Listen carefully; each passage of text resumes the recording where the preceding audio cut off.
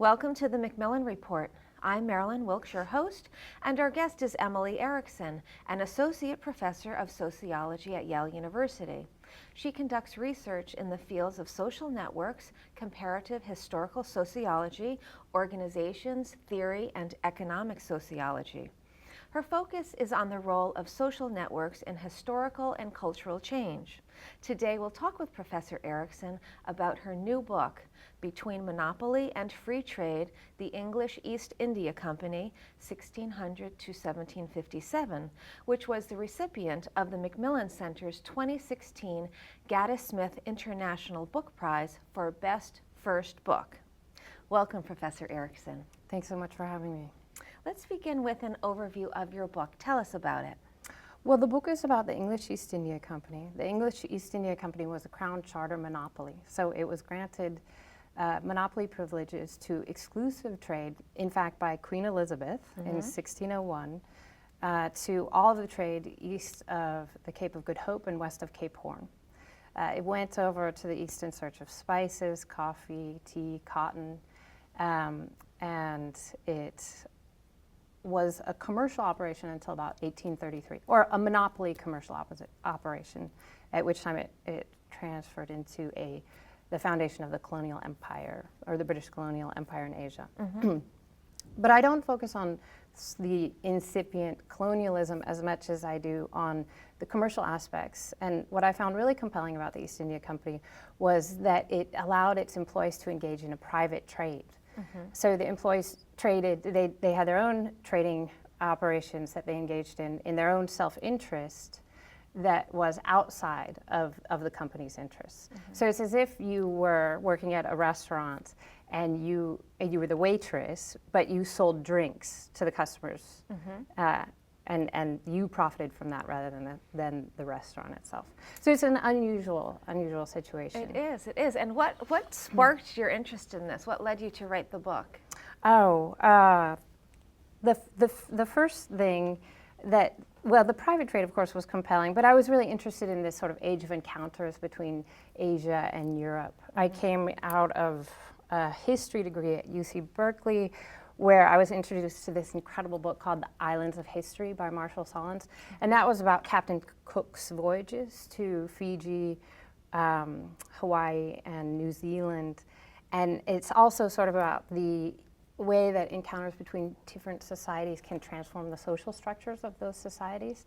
And I just became very interested in thinking about how these events could have impacted the societies and civilizations in the East and the West. Okay, so let's talk about the employee networks, and why do you think the company allowed their employees to do such a thing? And also, were they selling the company's goods? How did that work? Or it was their own goods that they were selling? Talk a little bit about that. Oh, sure. So essentially the company, so this was difficult.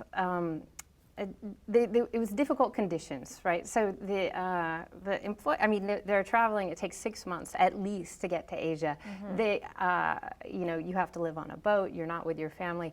Scurvy was not under control. Sure, people were terrible. dying at this incredible rate. So it's a 33% mortality rate for employees. My goodness. If you can imagine a company like that nowadays wouldn't get very far. But so they had to offer inducements to the employees, and the company, the English company, was not in fact all that wealthy or powerful when it began. So the inducement that they could offer was that they would allow the employees to engage in this private trade, and the private trade was entirely funded by the capital of the employees, the captains, the officers, and the seamen to a very small extent, because of course you had to have capital, but. So they supplied their own capital, their own goods. And what were the goods? What were they selling? Often it was liquor. So Iraq, a kind of a liquor. There was mechanical trinkets were very popular, and often also jewels, right? And jewels are attractive to people because there's a lot of wealth in a compact form. Right. So those were the central commodities. Okay, interesting. So how did you do the research for the book? I mean, how did you go about finding out about this kind of stuff? Oh, well, so the research, so what I did, what was different that I did in this book was I used network analysis to illuminate the informal patterns of communication between employees. So in order to do network analysis, you have to get systematic data. And that's what was difficult about that, or about the research process, was I had to find some kind of systematic data about encounters between these European and Asian markets. So what I did essentially was I just combed the stacks. I was at Columbia in graduate school, so I combed the stacks at Butler Library until I found these incredible volumes, and it was sort of like a gold mine. They were a record of the logs of the journeys of the voyages of the English East India Company East Indiamen ships. Okay. So once I got that, and then there was a record of all of the officers' careers also. So once I got that, then I had to convert it into electronic format. Okay. This is something that is so commonplace now, but 10 years ago it was actually a pretty cumbersome process. What was the process? What did you have to do? I had to scan all of the pages, convert it. This was actually right when converting PDF to text was just being sort of invented, right? It was really new technology. And so I converted it to text, and then I learned to program so that I could reorganize all of the data. Although it still took so many, months of cleaning, sadly. But it's much faster now, it's much easier to engage in this kind of research now. So how did the English East India Company become one of the most prominent and enduring organizations in history? Well, it's a great question. It's an important question because it sort of flies in the face of what we think is important about organizations in general. So in sociology, often it's sort of a Weberian, Max Weber's legacy to think of organizations as all about hierarchical control.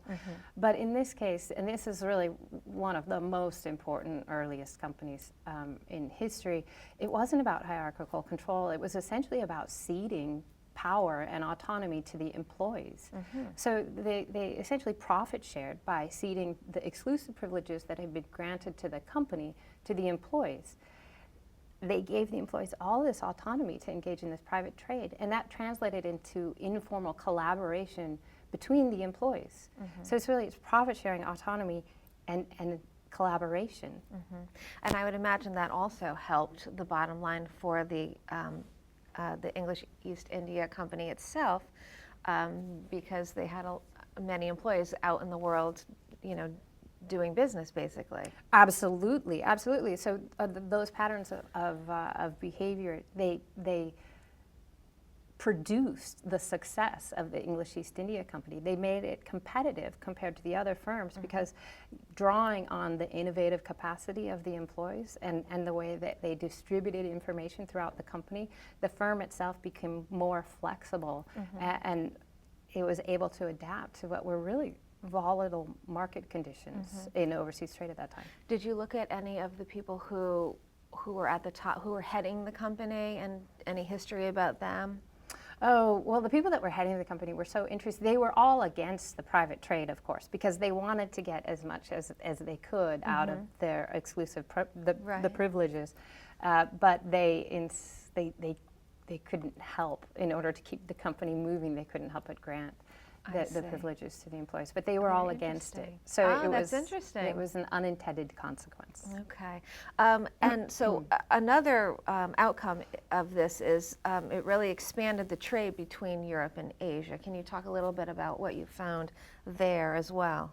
Oh, sure. That's another really great question because it reveals something. I mean, the reason that the English East India Company became a dominant force in trade between Asia and Europe is really because of the sophisticated markets that existed in Asia before the English East India Company went there, or before any of these large chartered European companies. So especially the private trade really depended upon pre-existing merchant networks and the availability of small capital loans. So essentially what they needed were open markets with pretty sophisticated financial techniques. And those were to be found in spades across Asia, which was a very developed, rich, sophisticated commercial world. So it was really the sophistication and complexity of the markets in Asia that supported the success of the English East India Company over time and allowed it to become such an important figure in this overseas trade. Okay. And what do you conclude in your book? So I think there's a number of conclusions, but the ultimate conclusion that I want to emphasize is that it was the informal patterns of collaboration between the company between the company employees that produced the success of the company. So what you can pull out from that I think is fascinating is that social networks that we think of as sort of interpersonal communication can actually have these huge impacts on the course of human history.